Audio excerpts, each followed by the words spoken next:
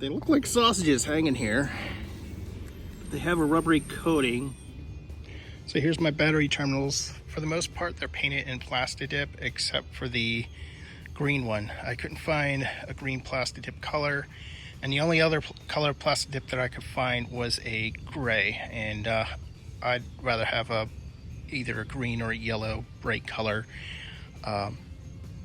So yeah, I'm finishing up on that battery cable over there. So all these battery cables are painted specifically for their corresponding color of pretty much the negative or positive voltage on the batteries. I have parallel batteries, so having a rubber black and red cap on each side didn't make sense, and they were actually getting in the way because my battery cables, the batteries are not top post batteries, so they were getting away because these guys connect up on their sides. So I took off the rubber end caps. I found a few didn't have their heat shrink to begin with, so I put heat shrink on the ones that were missing, and taped up everything and started painting accordingly. Now you'll notice that there's actually 3 separate colors besides the traditional black and red, and there's a reason for that. The first is my motor controller has 3 cables going to it.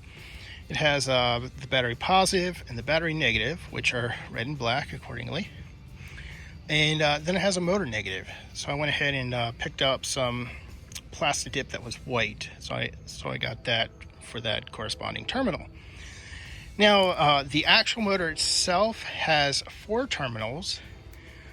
So there's going to be a positive terminal, but I'm also going to use this blue, this green, and one of the black wires.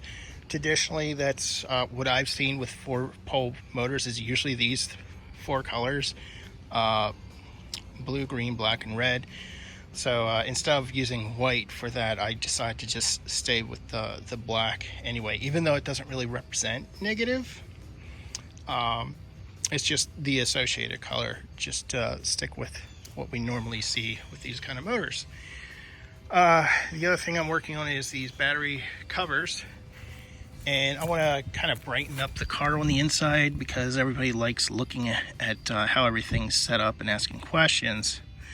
So besides just upgrading everything in what's actually sitting inside, I'm trying to make things look pretty as well, and so this is just one part of it to brighten things up. I will go ahead and paint red and black on the different sides just to identify the positive and negative terminals, just make it look more pretty, and go from there. So fun stuff, fun little projects. It's starting to get into the artistic aspect of making things pretty